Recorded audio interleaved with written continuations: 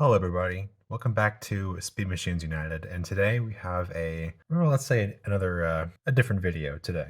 Now, as you know, the channel name Speed Machines United comes from the Speed Machines line, originally that came out in 2010. Now I have all of my Speed Machines lined up here, and we're gonna discuss it a little bit, particularly these 6 cars right here. Now, you guys have seen the title of this video. Speed Machines didn't deserve this. And I'm going to tell you why. So, originally, these cars were made, and this was like before premium was premium, right? We had these really nice exotic cars. Excuse me for a second. With very nice detailing. You got the headlights, taillights, all of these did. And they were metal on plastic or metal on metal. But the thing is, you had these cold mold 6-spoke tires, which were plastic, not rubber. But the thing is, they were designed for acceleracers originally. And one thing about these tires is that they roll very well. And that was kind of the point, you know? Like, kids played with these. As a former kid, I played with these. Back in 2010, 15 years ago, I had, well, granted, I bought a lot over the years, but I had 20 of them. And I rolled them everywhere. I played with them, but I still kind of recognize their worth, their quality, because they're still in better shape than the other cars in my collection from my childhood. Because I kept them in a separate little case instead of in the big bucket of cars that all of you probably had when you guys were kids.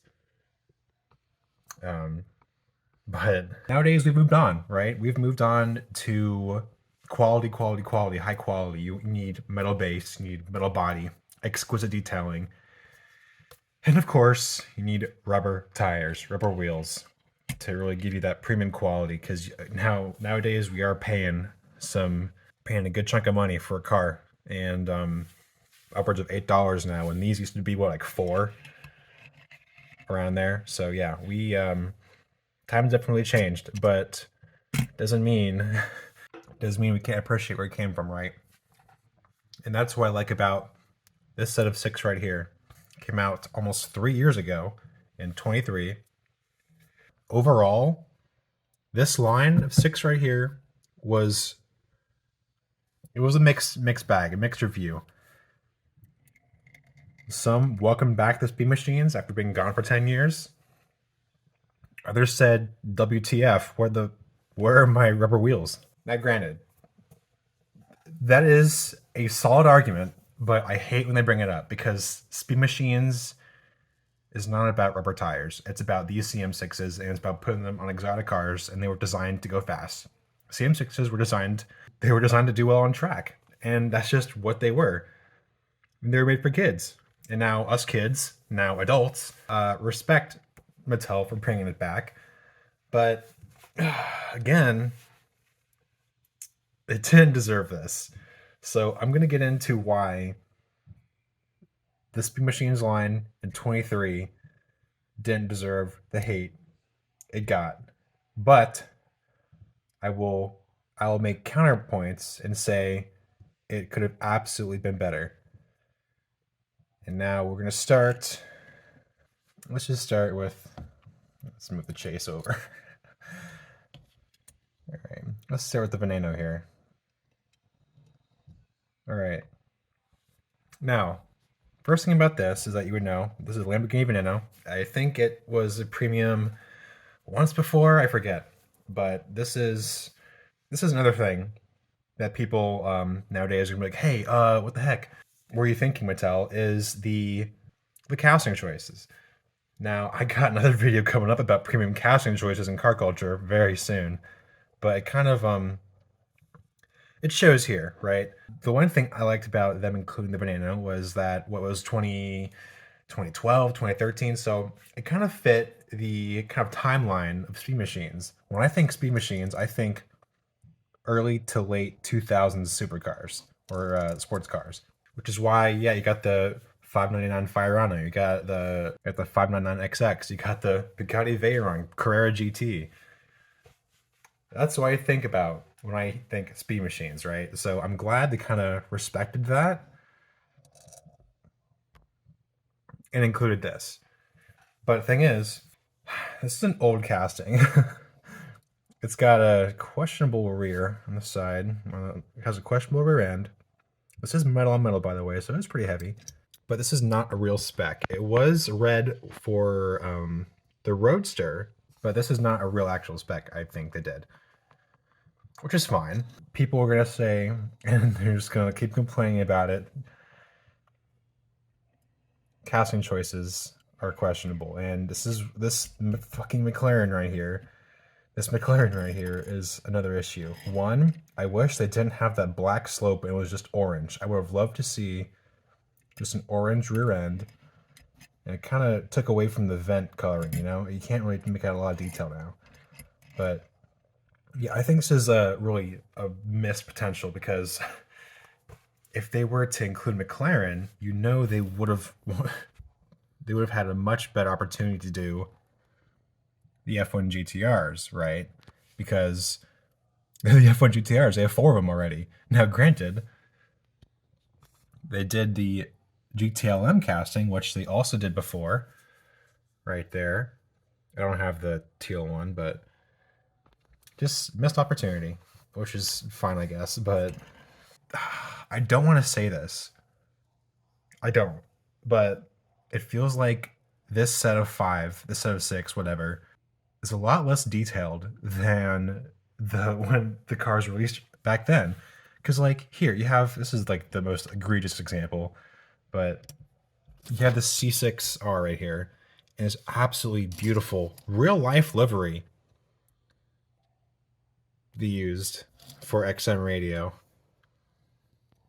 CompuWare, and the skull with the Corvette logo. Is that not like just beautiful? It's got on in the window, and no wonder she's going for $40 now, or whatever it is.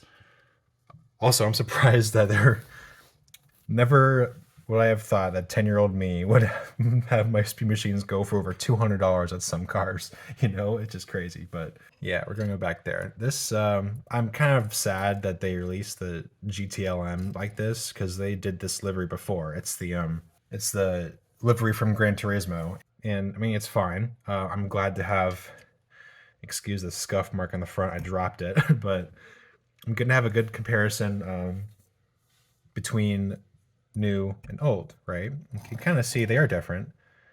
The left one sits a lot higher compared to, you can kind of see it right there. It's just different, but yeah, it's also a lot heavier too. But yeah, it is what it is. Again, it's okay casting choice with this one. And then you got Zonda R, which I think is a perfect fit for this line. But I just wish they made it the Chase, because when you think Zonda R, you think black with gold detailing, like they did with when they first came out with it the year before, in black. The main line came out in black and gold 10 spokes, I think. And wouldn't that be cool? Because I think, yeah, this is a real livery, but like to make the Chase black with the gold CM6s, like these, you have these, right? It would have been so much better to do it that way. But whatever. I'm glad with this pick. And actually, yeah, I have it's kind of dusty, but here's the Mini GT version. Here's how Tarmac works. I think it's Mini GT. I mean, you kind of see what I'm getting at, right? You just think black and gold. That would have been just freaking perfect. But you know what? Whatever. It is what it is, right? And I get they can't do the mirrors because wrong didn't design it. That's okay. I get it.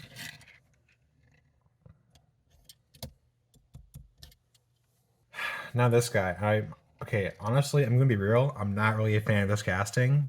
The proportions are, it's all right. Just and mostly the livery, and especially you can see the dot matrix on the entire front of the car,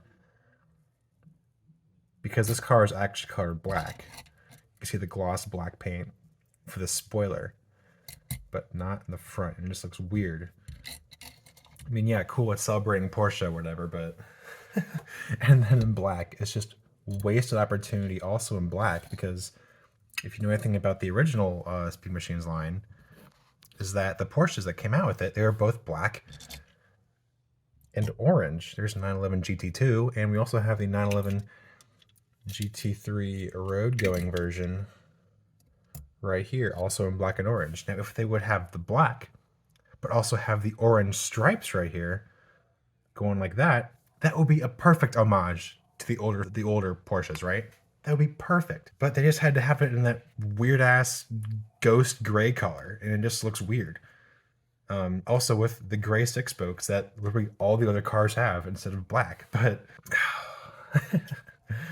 whatever, you know? Now, going back to the original complaint of this video, Speed Machines didn't deserve what they got. Despite them being less detailed than before, and not fitting in nowadays, because God forbid people don't get their freaking rubber wheels. I think this does not belong in car culture. Now, I say that as a collector.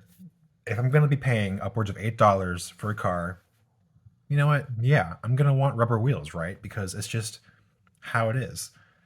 I need that quality. And also, granted, these cars they chose don't look all that appealing for this set.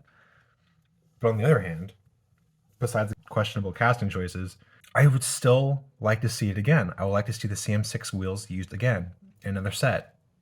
So I think that if we were to use them again, besides one more, and you know Mattel realized or picked up on the fact that people did not appreciate the set, because it's been 3 years since the 23 release, and we still haven't got another set. We have another race day set from back then, right?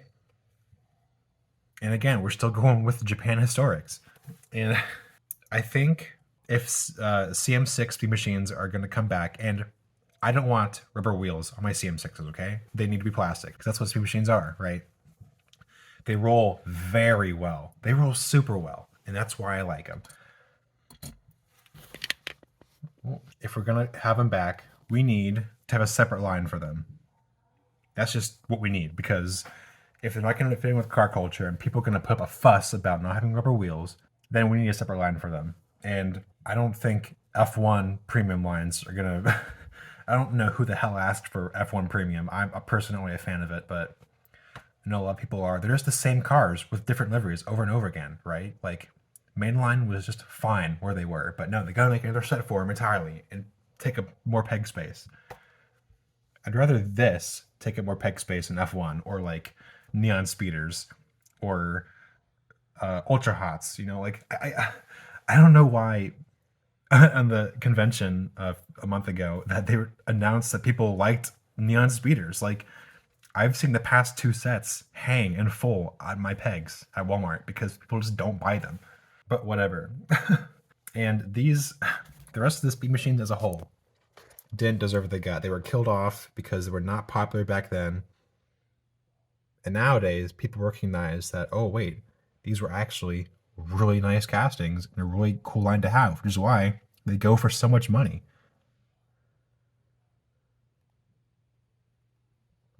And I mean, yeah, I'm kind of upset, but at the same time, I understand that the way Hot Wheels Premium is going nowadays, you need that quality to make up for the price point. But I also recognize that these highly, highly detailed castings look super well on CM6s. And I feel like there is definitely a market for them, but not in car culture.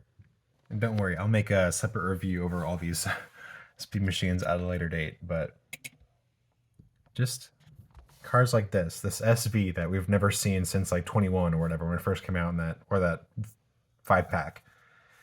This is its chance to let other cars shine. And they don't need like 10-spoke real riders, right? You've seen timeless icons recently. They're all like on 10 spokes. So CM6s fit well on any casting. They fit well on the SV. They fit well on the V8 Vantage right here. They fit well on the NSX GT3. They fit well on this fucking 911 GT1 with it looks so weird, but it looks great with these gold tires on it, or these gold wheels. It goes well with everything, right? So this is a very good chance to have them just come back and just experiment. Like, especially with more the 2010s Legends they made. Like, put them on the new bring back the F50. Bring back the LFA. Would look great with like the Nürburgring edition, the yellow with the black CM6s like this one has. Oh my god, that would look insane. But I can only dream, and I know it's not going to happen because I think Speed Machines are just dead in the water, and that really just pains me to say, but that's just how it is. And what more can I say other than we're missing out on some really great castings, and especially nowadays we get garbage castings in car culture anyway. Like, who the hell asked for a McLaren Solus GT in Eurospeed? I didn't like it in mainline. I'm not gonna like it if I have to pay $8 for it to be bullshit, you know? So CM6 needs to be CM6. Speed Machines need to be CM6 because CM6s are plastic. That's the point. They roll well. Speed Machines doesn't make sense if you put real riders on them. But I would like them to return. They need to return, but they need to be separate from car culture. Just like how Boulevard is. Except look at Boulevard. They can make so many cool things. They can make so many cool ideas, right? Like, you got the M3 GTR coming in. Oh my god, M3 GTR with CM6s would blow my fucking mind. Like, or yeah, as I said, the LFA, the old freaking Firebird, the Diablo SV. Oh man. Oh, okay. I'm starting to go through all sorts of ideas in my mind, but all right, this video has been going on for long enough. Yeah, I just wish one Mattel would make space for Speed Machines, just like they made space for Boulevard. Again, Boulevard came out after Speed Machines in 2012. 2011, 2012, and they're doing just fine now. I feel like the only problem with this line is that they don't have rubber wheels. That's the only reason why people don't like them. Otherwise, like, these cars would look great. They would go fantastic. But God forbid we don't have our rubber wheels. It's a shame. And it's kind of just, as a collector, sure, I get it. But as a former kid who loves playing with these things, granted, I don't normally play with my Speed Machines anymore. Actually, no, I don't. I don't play with my old Speed Machines, but I still play with my new Speed Machines because they're cool.